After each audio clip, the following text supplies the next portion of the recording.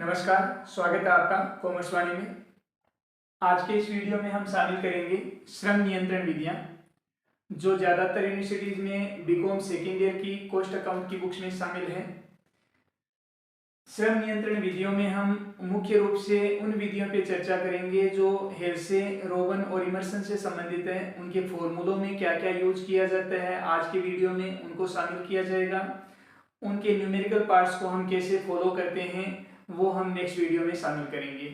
तो चलिए शुरू करते हैं। श्रम नियंत्रण की बेसिक बातों में शुरू से पहले ले लेते हैं कि अगर एक श्रमिक को समयानुसार मजदूरी दी जाती है तो समयानुसार मजदूरी में हम उसकी वेजेस देते हैं time taken into rate per hour से। अगर उस श्रमिक को कार्यानुसार मजदूरी दी जाती है तो हम उसको वेजेस देते हैं यूनिट्स प्रोड्यूस्ड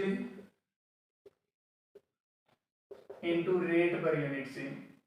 इसकी जगह पे कई बार आपको यूनिट्स बेसिस का फॉर्मूला ये डिटेल्स होती नहीं है, तो हम स्टैंडर्ड टाइम से कैलकुलेशन कर लेते हैं इनटू रेट पर आवर से। इसके बाद में हम हेल्से प्रीमियम योजना पे बात करेंगे।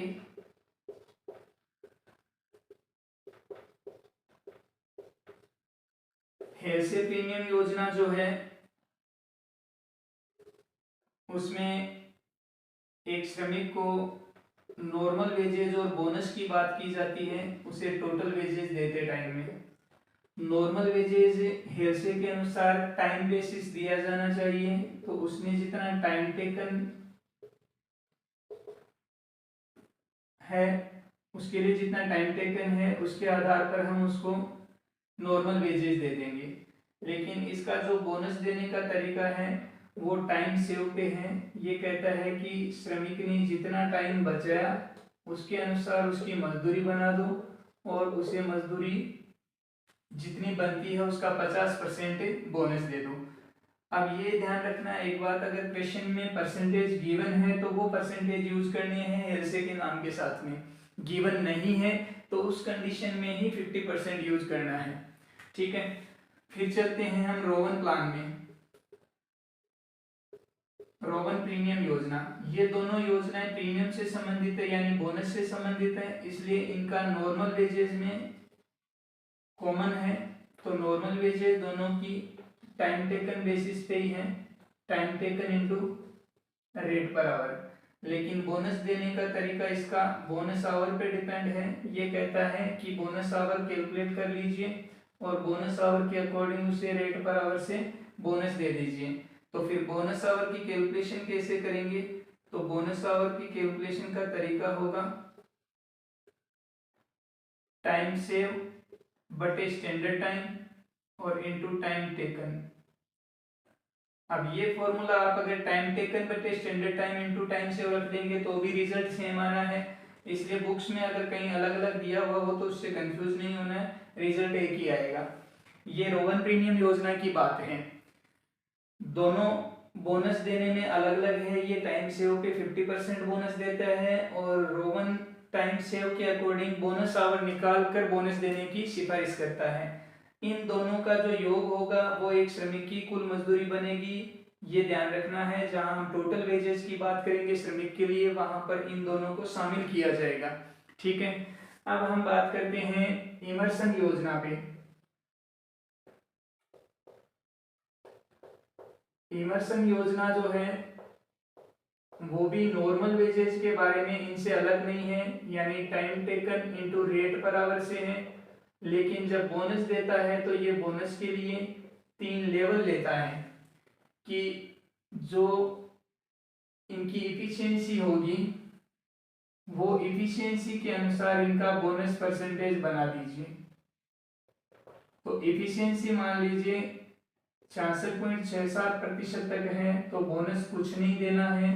लेकिन 66.67% से कोई 100% तक एफिशिएंसी से काम कर रहा है तो उसको बोनस परसेंटेज अधिकतम 20% दिया जा सकता है। ये ध्यान रखना है, अधिकतम का मतलब यहाँ 95 या 100 के अबाउट आते हुए ही उसको 20% देना है, उससे नीचे 10% है। 10% रेट नॉर्मली यूज की जाती है। और अगर 100% से इसने ज्यादा काम कर लिया है तो 100% से ज्यादा होने पर 20% तो देना ही है, प्लस एक्स्ट्रा परसेंटेज देना है,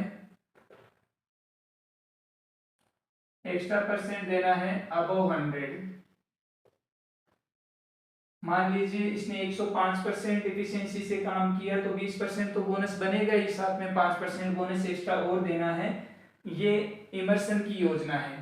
अब इफिशिएंसी इनका परसेंटेज भी तो बनाना पड़ेगा, तो इफिशिएंसी परसेंटेज कैसे रहेगा वो हम यहाँ रख लेते हैं।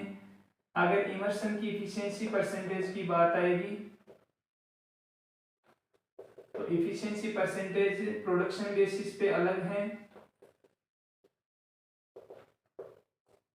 और इस पे टाइम बेसिस पे अलग है। अगर एक श्रमिक है वो इफिशिएंसी परसेंटेज प्रोडक्शन बेसिस पे लेगा तो प्रोडक्शन बेसिस पे उसको जितना एक्चुअल प्रोडक्शन हुआ उसके आधार पर देना है actual production standard production into 100, और टाइम बेसिस पे परसेंटेज देंगे तो स्टैंडर्ड टाइम बटे एक्चुअल टाइम या टाइम टेकन और इनटू 100। इससे इसका टाइम इफिशिएंसी परसेंटेज आएगा। यहाँ तो उत्पादन में एक्चुअल प्रोडक्शन को ध्यान में रखना है या स्टैंडर्ड टाइम को ध्यान में रखना है। इससे एफिशिएंसी परसेंटेज बनाकर बोनस का अमाउंट उसका तय करेंगे और उसी के अनुसार हम उसको बोनस देंगे। मान लीजिए उसकी एफिशिएंसी 66.67% से कम है तो बोनस देना ही नहीं है। 66.67% से 100% के बीच में है तो वहां हम बोनस जरूर देंगे। अधिकतम 20% कब देंगे, जब वो 100% के पास में एफिशिएंसी से काम कर रहा है। उससे कम होने पर उसका परसेंटेज 10 तक हो सकता है, 10 से नीचे भी हो सकता है। ऐसी कंडीशन में आपको उसका परसेंटेज क्वेश्चन में गिवन होगा कि अगर उसने इतनी एफिशिएंसी से काम किया तो बोनस इतना ही देना है। और नेक्स्ट कंडीशन जो रहेगी वो होगी अगर एफिशिएंसी 100% एंड अबव है तो उसका परसेंटेज निकालने का तरीका रहेगा कि 20% तो उसको देना ही है और 100% से जितना ऊपर काम किया है उतना परसेंटेज उसको और बोनस देना है। आज की वीडियो में हम इतना ही शामिल करेंगे। कॉमर्स वाणी में जुड़े रहने के लिए आप सभी का धन्यवाद। वीडियो अच्छा लगे तो शेयर कीजिए, संबंधित स्टूडेंट्स तक वीडियो को पहुंचाइए और चैनल पर नए हैं तो सब्सक्राइब जरूर कीजिए।